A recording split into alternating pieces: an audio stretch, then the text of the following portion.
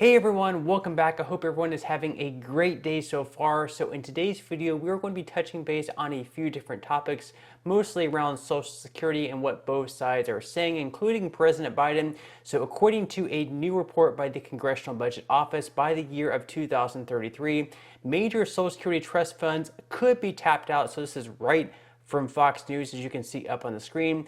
Major Social Security trust funds could be tapped out by 2033, and this is according to a new report by the Congressional Budget Office.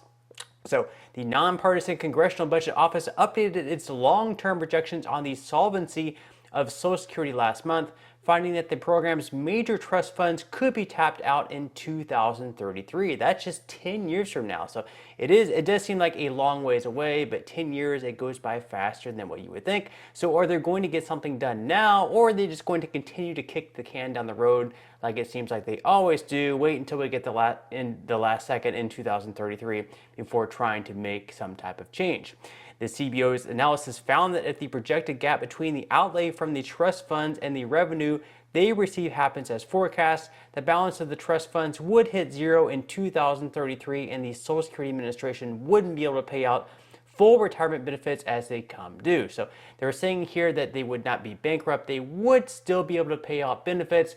However, it would just be less than what they normally are. So if you're receiving $1,000 now, in 2033, if the trust fund hits zero, you would no longer be receiving the full amount that you normally do. You would not be receiving the $1,000 plus the cost of living adjustments. It would be just a tad bit less. Now, I will be going over how much less that will be in just a few seconds, so bear with me here. Specifically, the CBO found that the Old Age and Survivors Insurance Trust Fund would be exhausted in 2033 and the Disability Insurance Trust Fund would be exhausted in 2048.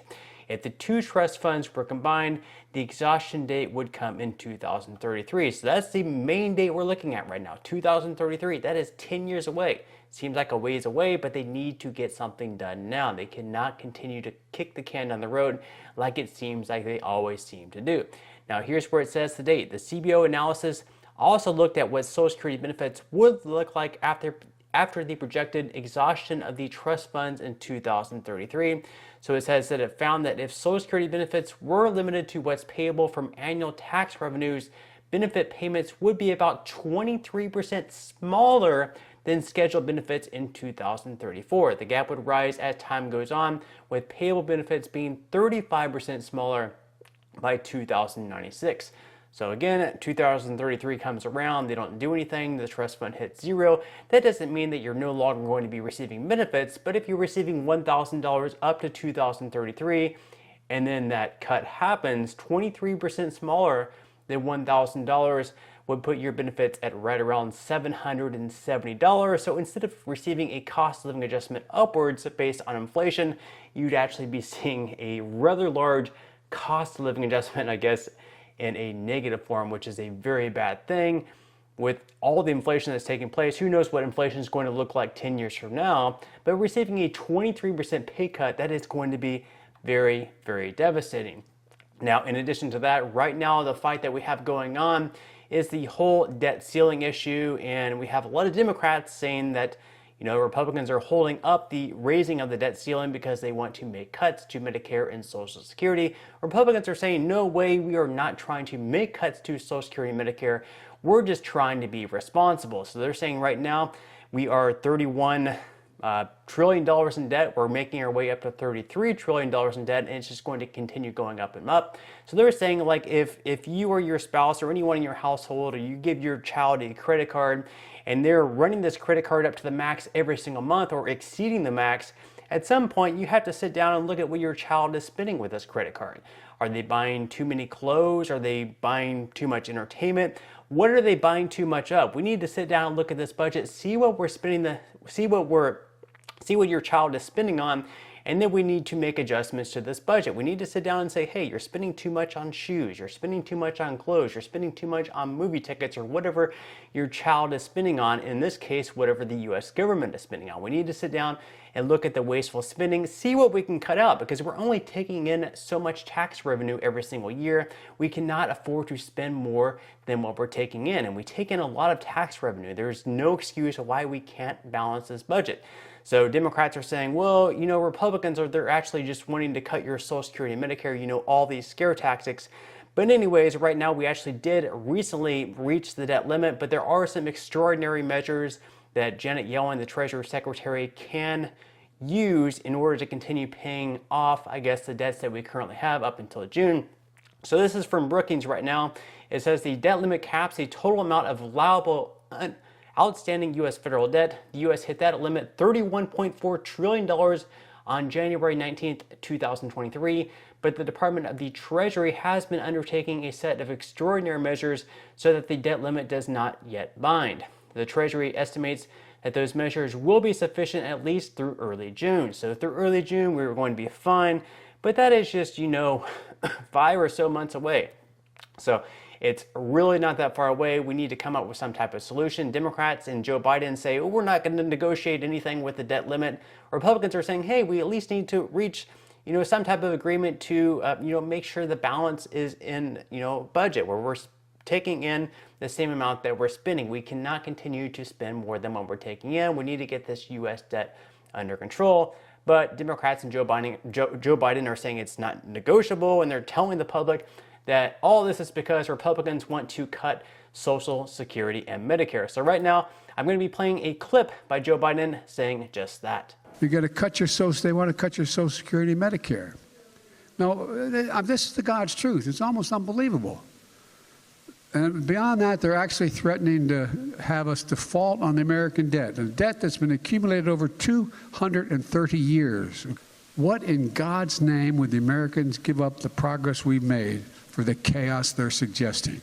Not on my watch. I will veto everything they send us. So again, there's the president himself, Joe Biden, saying not on his watch he's not going to allow the Republicans to not raise the debt ceiling and end up defaulting on the debts, that Republicans are trying to cut Social Security, Medicare, all this.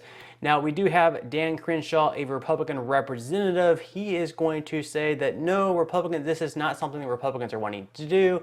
So take a listen. He's just lying. There's a couple lies to parse out here. First of all, we're not going to default on the debt. That's not the Republican plan. The Republican plan is to say, okay, let's raise the debt ceiling, but we have to have some spending measures in place that put us on a sustainable debt trajectory. That's just responsible spending, right? If you got a bunch of bills all of a sudden at the end of the month and you're like, whoa, I spent way too much on my credit card. Okay, so I'm going to pay off my credit card, but I've really got to rein in my spending. That's what a normal person, a normal household would do. That's the Republican plan. Now, Biden's bringing up Social Security and Medicare. No, that's not even on our agenda. Let's be clear. Who's going to cut Medicare and Social Security? It's Democrats. You know why? Because they're not going to try and solve this problem until they go insolvent. When those programs go insolvent, automatic benefit cuts occur. That's on Biden, that's on Democrats. Let's be clear. In the early 2000s, if we had taken up George Bush's Social Security plan, Social Security would be solvent right now. People wouldn't have to worry about it. But Democrats told us that we were going to throw Granny off of a cliff. They scared the American people. They used scare tactics. They're doing it now because they refuse to solve these problems. He's lying on multiple fronts, and it's only going to hurt American seniors and the American people. So again, right there we have Dan Crenshaw completely denying that Republicans are wanting to cut anything with Social Security and Medicare. He's just making the point that right now what we're taking in is not enough for what we're spending. We need to sit down and really look at what we're spending and seeing where we need to cut. This doesn't necessarily have to be Social Security or Medicare. It doesn't necessarily have to be on defense funding. Maybe it will be on defense spending.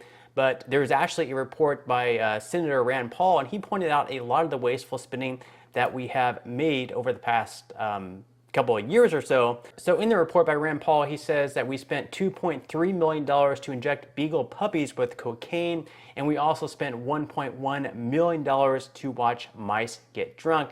Now, of course, there was more to these, studies or whatever, but if we're spending more than what we're taking in, should we really be spending $2.3 million to inject beagle puppies with cocaine? That's completely up to your judgment, but in my opinion, it's pretty silly. Now, other than that, he also makes a point that, if we went with George Bush's plan back in the early 2000s, Social Security would not be at this point in time. Now, George Bush was talking a lot about, for your Social Security payroll tax, right now you get taxed 6.2%, and then your employer matches the other 6.2%.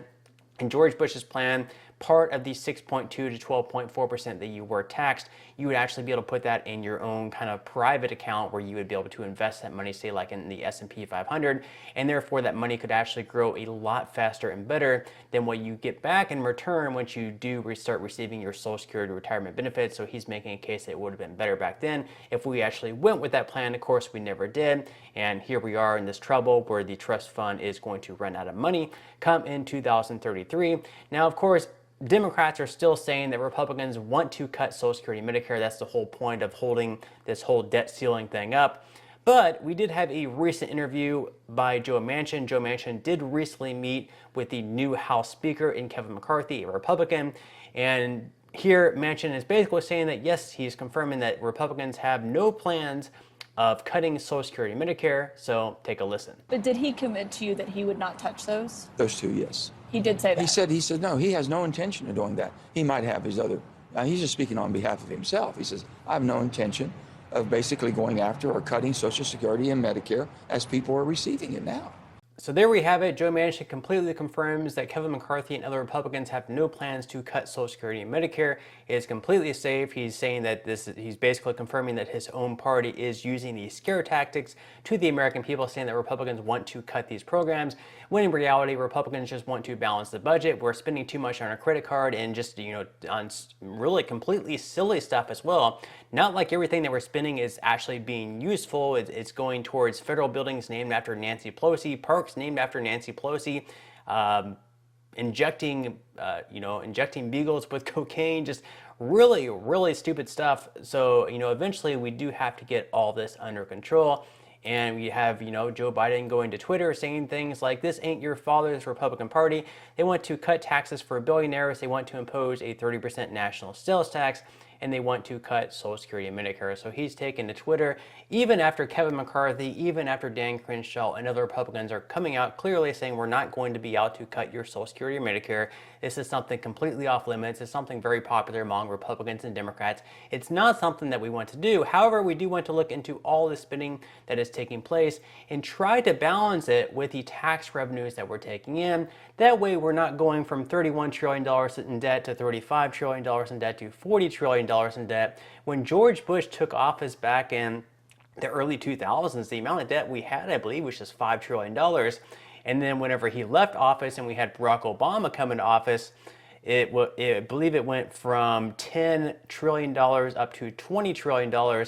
And then it went even higher under Trump, and here we are under Biden continuing to spend more. So it's ballooning completely out of control from $5 trillion up to $31 trillion in just a matter of 20 years. If we continue at this pace, it's going to get completely out of hand where there's no way we can get this balance down to zero. So at some point, we do have to get spending under control. We cannot continue just to take a blind eye to it. We do have to get it under control. There's no doubt about that. But let me know what you think in the comment section below. What do you think about both sides? What do you think the personal solution should be involving both the Social Security problem and also the national debt problem and the debt ceiling, everything alike? But on that note, I'm going to go ahead and wrap up this video. If you enjoyed the content in today's video and you would like to see more like it, make sure to give this video a like, subscribe to my channel if you have not already, and I will see you in the next video.